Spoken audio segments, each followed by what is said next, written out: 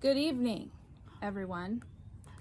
Good evening to Kaylee, because she's the one who's going to be watching this video. You should say hi to yourself. Hi. All right, so Mom and Dad are out of town, so we're hanging out. We decided to be out by the pool. It felt good initially. It's kind of sticky, but we'll see how long we last.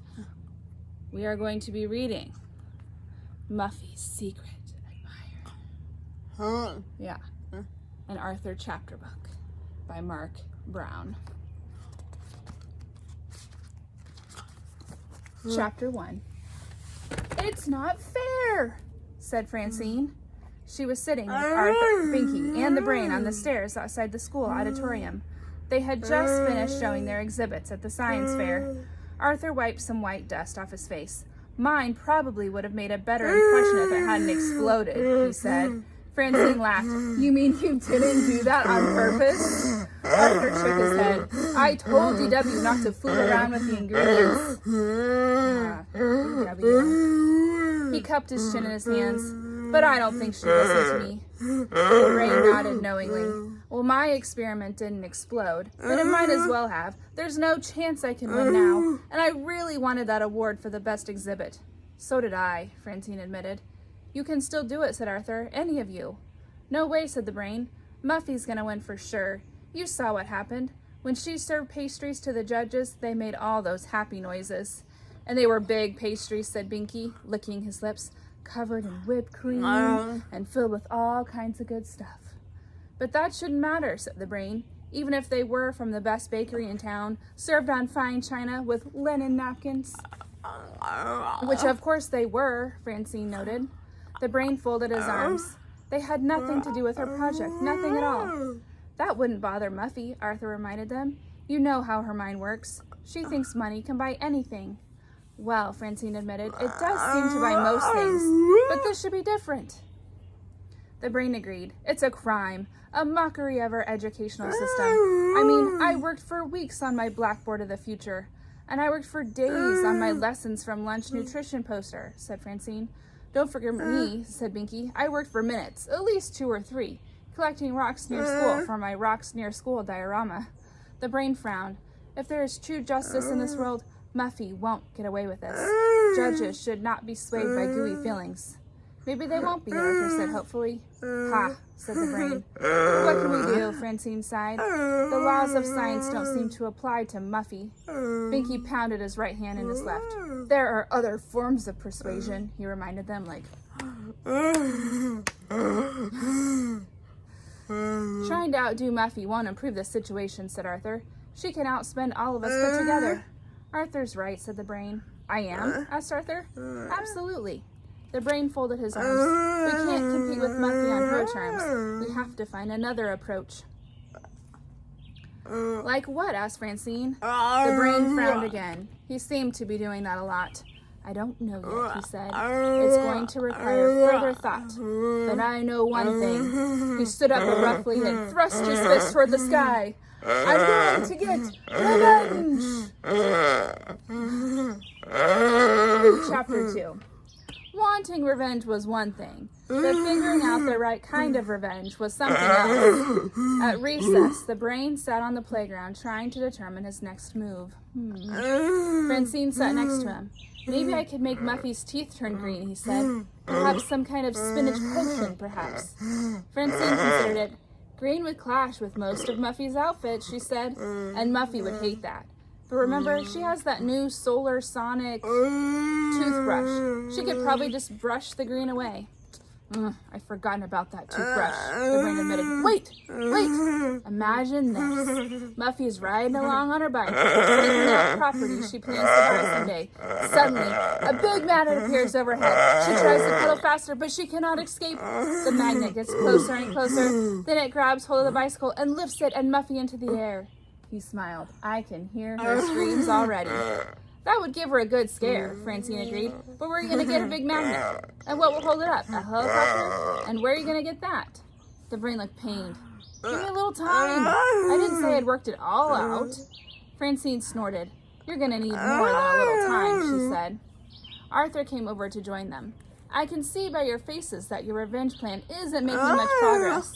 The Brain just growled at him.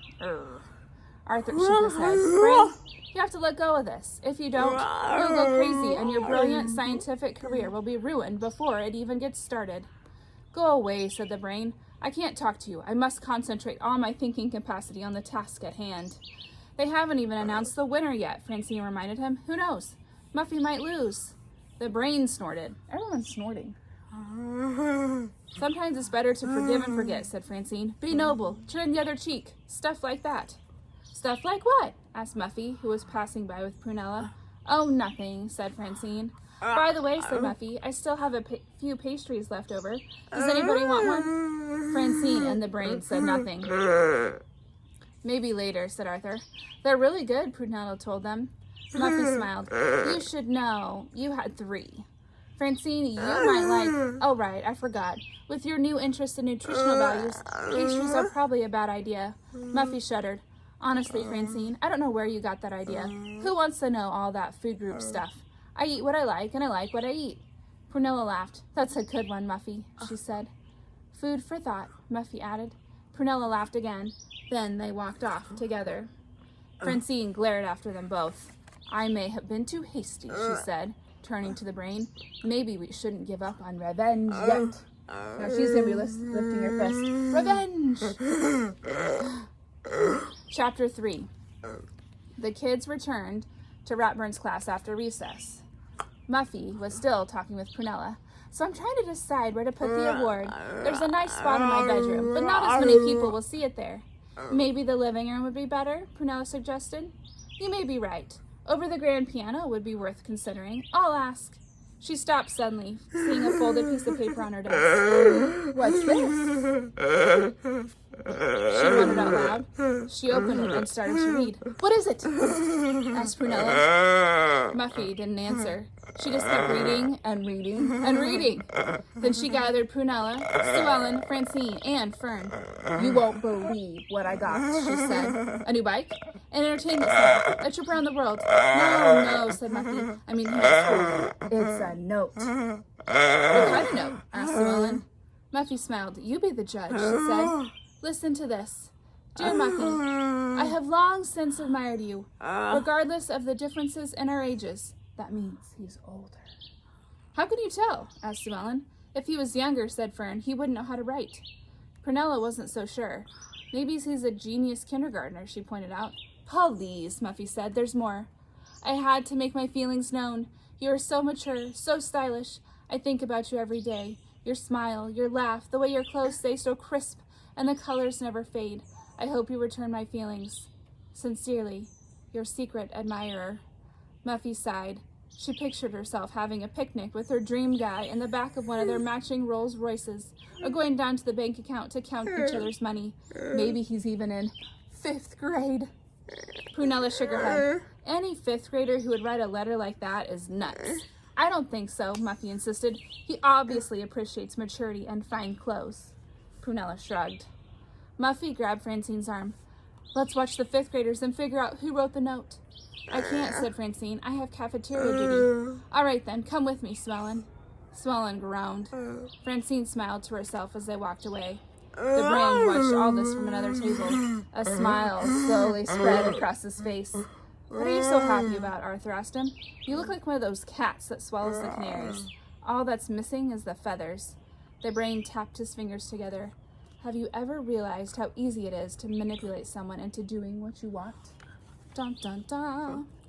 Arthur shook his head. That never works with DW. Believe me, I've tried. The brain said nothing. Brain, you're acting kind of weird today. Am I? He laughed. Ha ha ha ha. It was like a laugh of a mad scientist from some old horror movie, and it gave Arthur a chill.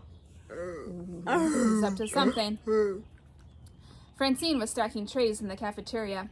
All around her, people were talking. Did you hear about Muffy's note? Asked Fern. I think the paper was very expensive, and I heard the writer used gold ink, said Sue Ellen. Real gold? Well, if you want to impress Muffy, that would be the right way. Very true. Francine was amazed. Gold ink? How had they come up with that? Francine? Arthur was standing beside her. Did you hear the brain cackling on the other side of the room? He asked. Cackling? Francine tried to look surprised. I may have heard him laugh from time to time. He seems very happy about something. And are you happy too? Arthur asked. I haven't heard you cackle. Francine stacked up a few more trays. Just because the brain's happy doesn't mean I am. It does if you have the same reason to be. Francine blinked innocently. Arthur, what are you talking about? I'm talking about you and the brain, working as a team, together. The brain? Me? Us? Working together? On what? Getting back at Muffy, said Arthur. The two of you wrote that note to her. Note? What note? The note from Muffy's secret admirer. Francine looked around nervously. What makes you think I was involved? Arthur folded his arms. Well, it could be that I have great powers of deduction. Or it could be that I can read minds and yours is coming in loud and clear. Or it could be that I saw you put the note on her desk. Francine's protest died in her throat. Oh, I guess that would be kind of a clue. But what about the brain? He wasn't with me. Arthur snickered. Only he could use regardless correctly in a sentence. Besides, you two have been huddled together all morning. So why did you do it? Because Muffy was acting so superior about the science fair. And you have to admit, Arthur, that her exhibit was no better than anyone else's. But she wasn't willing to take her chances like everyone else. No, she had to influence the judges. And the worst part is, that doesn't even bother her. Whatever Muffy wants, Muffy gets. Francine paused. Well, now, she's going to get something else she wants. But it isn't the real thing, Arthur reminded her. It's something you and the brain invented to make her look silly. Francine didn't try to argue. And it's working, isn't it? Look at her, running around with that dopey expression on her face. Muffy, the girl who has everything, now has something even she didn't expect. But what if she finds out you did it? Francine bit her lip. Are you going to tell her? Arthur considered that for a moment. I don't want to get caught in the middle of this, but I have a bad feeling about it, Francine. I think you should tell her yourself before it's too late. Francine stuck her nose in the air. Fat chance, she said. Chapter 5.